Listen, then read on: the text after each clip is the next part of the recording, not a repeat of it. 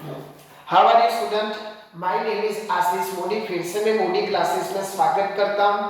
ठीक है, previous lecture में मैंने डिस्कस किया था डायरेक्ट आपको रेफ्रिजरेशन जब सुपर हीटेड में दिया गया हो तो, बट अभी आपका रेफ्रिजरेशन किस कंडीशन में है, ड्राई एंड सैचुरेटेड। तब कौन सी मेथड, क्योंकि उसमें ड्राइनेस फ्रैक्शन आएगा। अब ड्राइनेस फ्रैक्शन क्या है, it is the indicate the quality of the steam, उसमें वेपर कितना है, पानी कितना है वो इंडिकेट करता है। तो मुझे वो फाइंड करना है। प्रीवियस जो थर्मोडायनेमिक और ईएमई के आपने लेक्चर पढ़े हो तो पता होगा कि x की वैल्यू हमेशा इसमें आएगी 0 और 1 के बीच में। आप ऐसा भी लिख सकते हो 0 और 1 के बीच में आपके ड्राइनेस फ्रैक्शन की वैल्यू आएगी। तो हम आज जो 7 मार्क्स में पूछे जाते हैं कि जिसमें ड्राइनेस फ्रैक्शन भी फाइंड करना है with the help of entropy. अब एंट्रोपी क्या है वो भी मैंने एलिमेंट्स ऑफ मैकेनिकल इंजीनियरिंग के लेक्चर्स में आपको बता दिया कि एंट्रोपी यानी मेजरनेस ऑफ डिसऑर्डरनेस। ठीक है, जो टेम्परेचर के साथ बढ़ता है, तो वो सब आपको रिवाइज करना होगा। इसीलिए मैंने प्रीवियस लेक्चर में साथ में नहीं लिया। आपको क्या रिवाइज करना है, what is the dryness fraction, entropy क्या है, एंथैल्पी क्या है, दोनों के unit, how to identify from the equation this is H1 this is S1। Entropy को S1 मतलब S से इंडिकेट किया जाता है और एंथैल्पी को H से इंडिकेट किया जाता है। चलो, दूसरा क्या पॉइंट है, रेफ्रिजरेंट आपका ड्राई एंड सैचुरेटेड। ठीक है, अब इसका ग्राफ कैसा होगा, देखो पीएच ग्राफ, सीलिंग तो ऑलवेज आएगा आपका भगवान शिव का शिवलिंग। ठीक है, अब यहाँ क्या हो, 1 था आपके ग्राफ पर, ठीक है, बट अभी ग्राफ पे नहीं आएगा। कैसा आएगा, अंडर आएगा 1। क्यों 1 अंडर आएगा, क्योंकि ड्राई एंड सैचुरेटेड है दोस्तों। अगर आपको सुपर हीटेड तो यहाँ दिया गया होगा।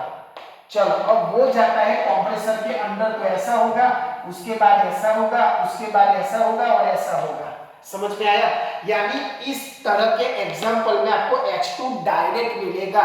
याद करो मैंने क्या कहा था, जो पॉइंट आपके ग्राफ पे है वो आपको डायरेक्ट मिलेगा। ठीक है, और जो पॉइंट ग्राफ पे नहीं है वो उसमें मुझे थोड़ी मेहनत करनी पड़ेगी, बट जो पॉइंट ग्राफ पे है 2 और 3 वो मुझे डायरेक्ट मिल जाएगा। ठीक है, चलो तो वो हम स्टार्ट करते हैं। H2 कैसे डायरेक्ट मिलेगा, H2 को दिए गए टेबल में से मुझे क्या करना है, Hg हाई टेम्परेचर वाला, दो टेम्परेचर में से मुझे क्या करना है, हाई टेम्परेचर वाला, तो आपको H2 मिल जाएगा। ठीक है, अब दिक्कत है H1 सर किसे मिलेगा, क्योंकि मुझे कंप्रेसर वर्क फाइंड करने के लिए मुझे H1 इज रिक्वायरमेंट। ठीक है, तो H1 is equal to HF plus XHFG, ऐसा कुछ होगा। ठीक है, समझ में आया, ये सारी चीजें मुझे लोअर टेम्परेचर पे फाइंड करनी है। Lower temperature from table. ठीक है, और इसका क्या होगा, HF plus XHG minus HF। ठीक है, कहा लोअर टेम्परेचर पे आपको मिल जाएगा ये सारे, बट यहां दिक्कत होगी ये वाली x, जिसकी वैल्यू 0 से 1 में, वो मुझे फाइंड करनी होगी। कहां से, एंट्रोपी के एग्जांपल से। कहां से, एंट्रोपी वाली, वो मैं दिखा दूंगा अभी। पहले ये समझ लो कि H1 और H2 कैसे मिलेंगे।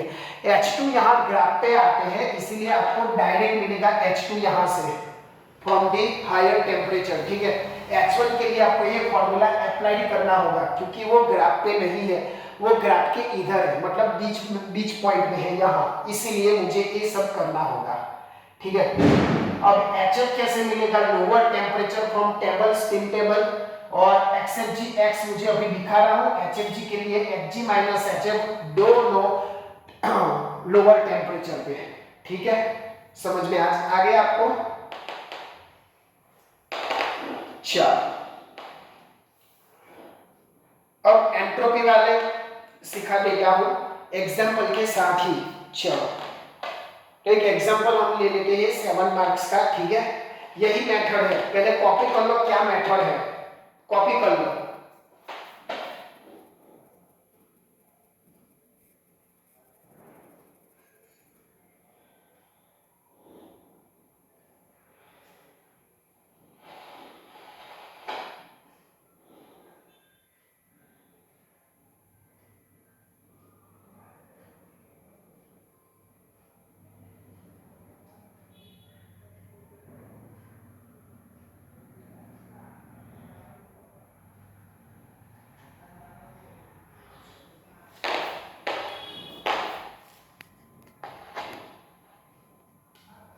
चलो हम लोग अब एग्जाम्पल की तरह जाते हैं, ठीक है ना।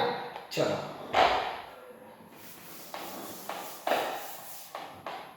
अब यहाँ एक एग्जाम्पल है जिसमें दो प्रेशर दिए गए हैं, वीसीआर का ही है। दो प्रेशर दिए गए हैं 60 बार एंड 25 बार। अब इसमें प्रेशर दिया गया है, देखो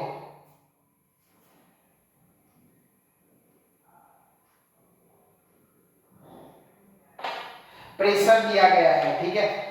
vapour leaving the compressor, refrigerant कैसा है, ड्राई एंड सैचुरेटेड है। उसके बाद there is no under cooling before the throttling, यानी थ्रोटलिंग प्रोसेस है। थ्रोटलिंग यानी क्या होगा इसमें, थ्रोटलिंग यानी H3 is equal to H4। चलो उसमें क्या होगा, सीओपी फाइंड करनी है, ओके सीओपी फाइंड करनी है इसमें भी, बस इतना दिया गया है,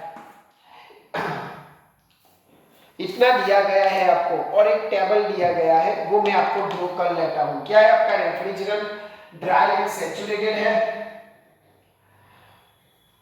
ठीक है। प्रेशर आपका 60 बार एंड 25 बार है, थ्रोटलिंग प्रोसेस है, और क्या करना है, सीओपी फाइंड करना है।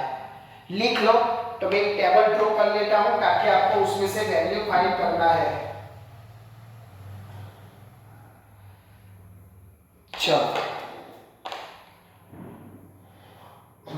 हो गया, दो बार दिया गया है, रेफ्रिजरेंट ड्राई एंड सैचुरेटेड है। दोनों ग्राफ में क्या डिफरेंस है वो मैं बता दिया हूं। चलो अब यहां में आपका table pressure, temperature, HF, HG, SF, SG, ठीक है। S बोले तो एंट्रोपी और H बोले तो आपका सुगे भाई एंथैल्पी, ठीक है, ओके। चलो प्रेशर आपका 60 बार और 25 बार ऐसा कुछ लिया गया है। यहाँ 295 हुआ और यहाँ 261 है, HF है 61, यहाँ -18 है, यहाँ 208 है, यहाँ 234 है, यहाँ 0.197 है। हमेशा एंट्रोपी कम ही होगा, वो याद रखना, 0.075, और यहाँ होगा 0.703 और 0.896, ठीक है। ऐसा कुछ लिया गया है।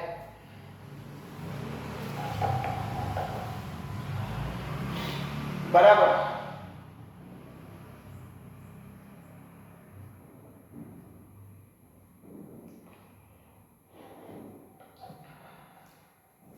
चलो 60 इतना दिया गया है। F यानी लिक्विड, G यानी आपका गैस। चलो हम डायरेक्ट ही एग्जांपल में जाते हैं। मैंने क्या बोला, H2 आपको डायरेक्ट मिल जाएगा Hg से। अब यहाँ प्रेशर दिए गए हैं, ठीक है, टेम्परेचर भी दिया गया है, कोई दिक्कत नहीं है, ठीक है। तो मैंने H2 के लिए क्या बोला था, कुछ लिखा था, Hg करना है एट हायर टेम्परेचर, ठीक है।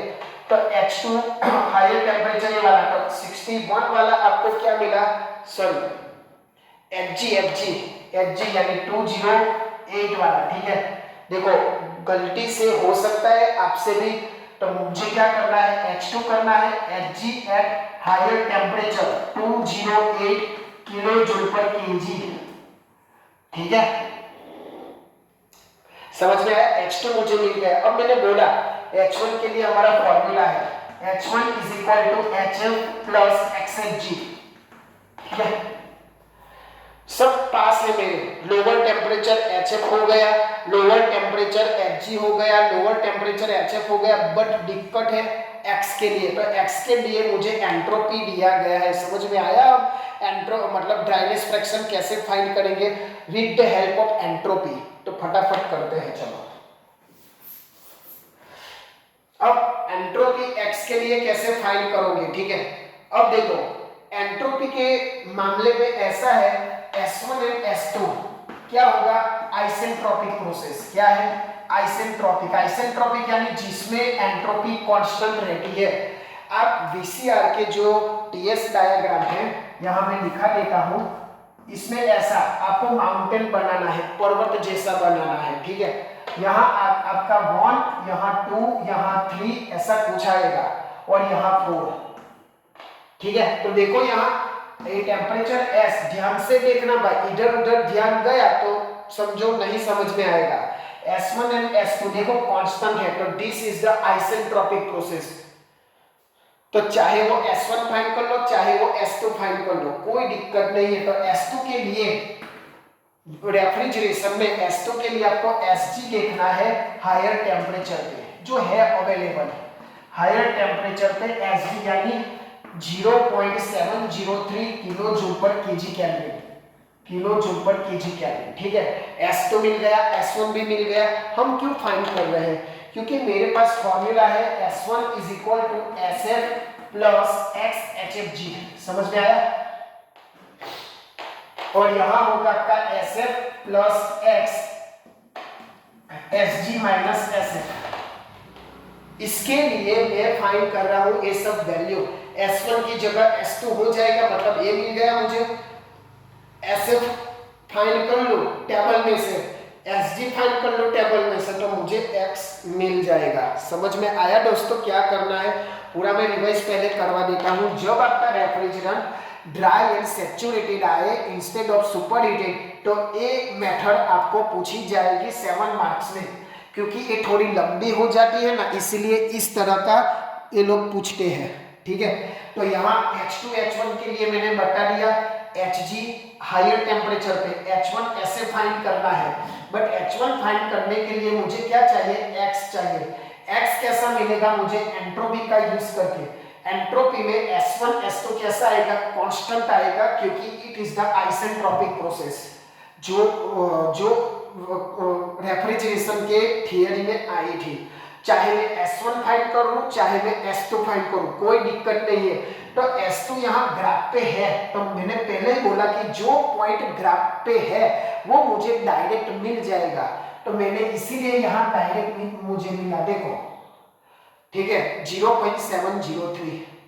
अब जो पॉइंट ग्राफ पे नहीं है, ठीक है, इसके लिए मैं ये कर दूं, यानी दोनों की वैल्यू तो सेम ही है, S1 एंड S2, तो मैंने ये ले लिया S1 is equal to SF plus XFG। मेरे पास SF SG टेबल में से ले लूं तो मुझे ड्राइनेस फ्रैक्शन X मिल जाएगा।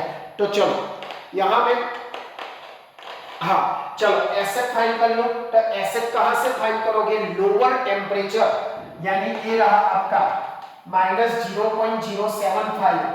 S1 कौन सा है? 0.703। X मुझे फाइंड करना है। SG कौन सा है? देखो SG अभी ये लेना है कि ये लेना है, बोलो, आप अपने से डिसाइड करो। तो लोअर टेम्परेचर का यूज करेंगे हम, तो ये हुआ आपका SG 0.896, 896, ठीक है। और SF है फिर से, तो SF तो वही होगा -0.075। यहां से आपको X मिल जाएगा। आफ्टर द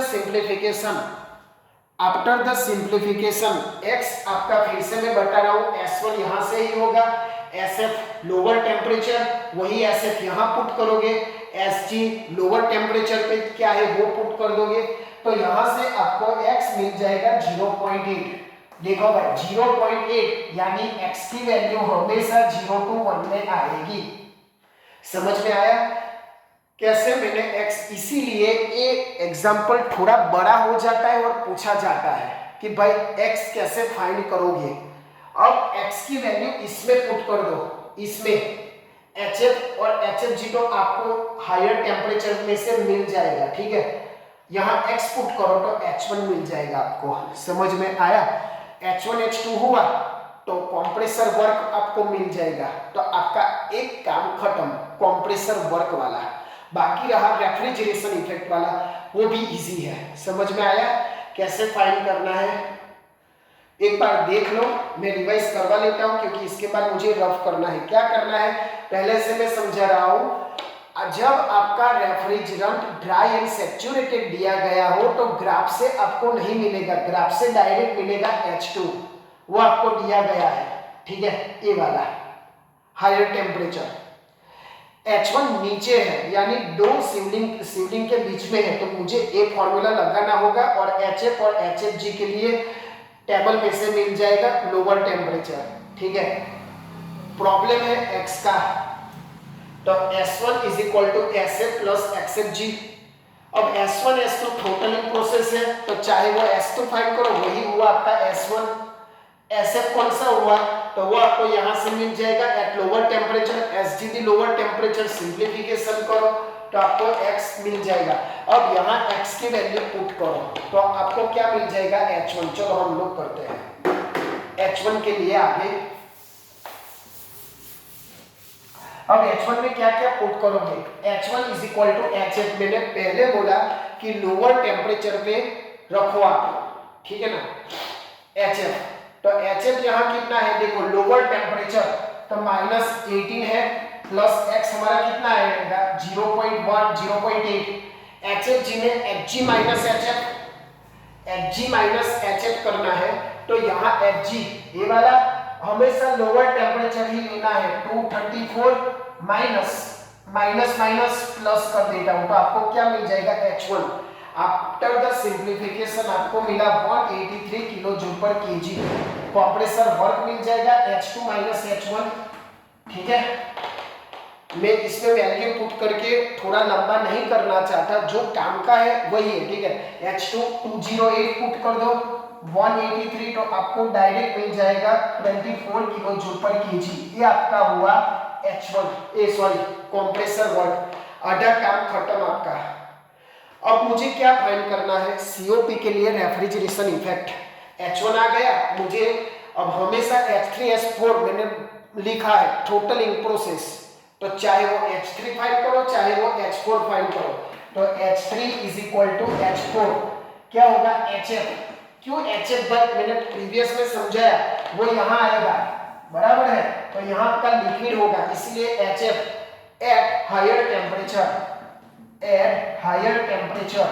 तो हायर टेम्परेचर पे HF कितना है 61 वाला, तो आप 61 वाला पुट कर दो किलो जूल पर केजी, बस तो आपको COP आ जाएगी, refrigeration effect upon work, H1 minus H4 H2 minus H1, ठीक है।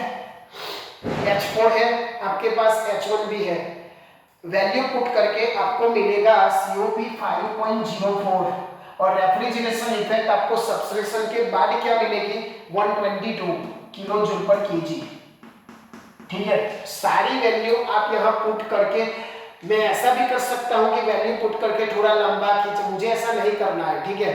सब कुछ वैल्यू आपको मैंने सिखा दी कि कहाँ से हमें फाइंड करना है, ठीक है।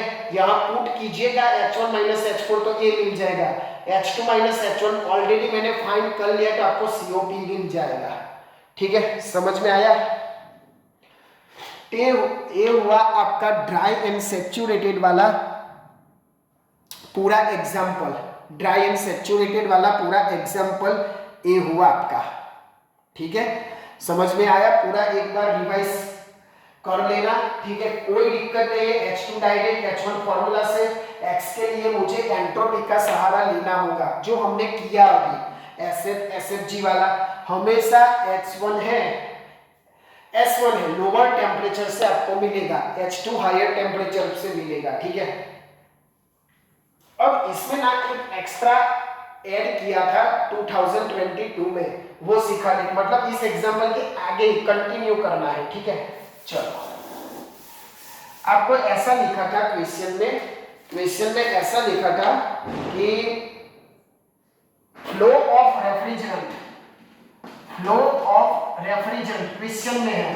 मैंने क्यों एक्स्ट्रा लिया, क्योंकि ये 2 साल से पूछा जाता है, मैटर वही है, इसलिए फ्लो ऑफ रेफ्रिजरेंट 5 किलोग्राम पर मिनट, यानी 1 मिनट में कितना रेफ्रिजरेंट का फ्लो हो रहा है 5 किलोग्राम।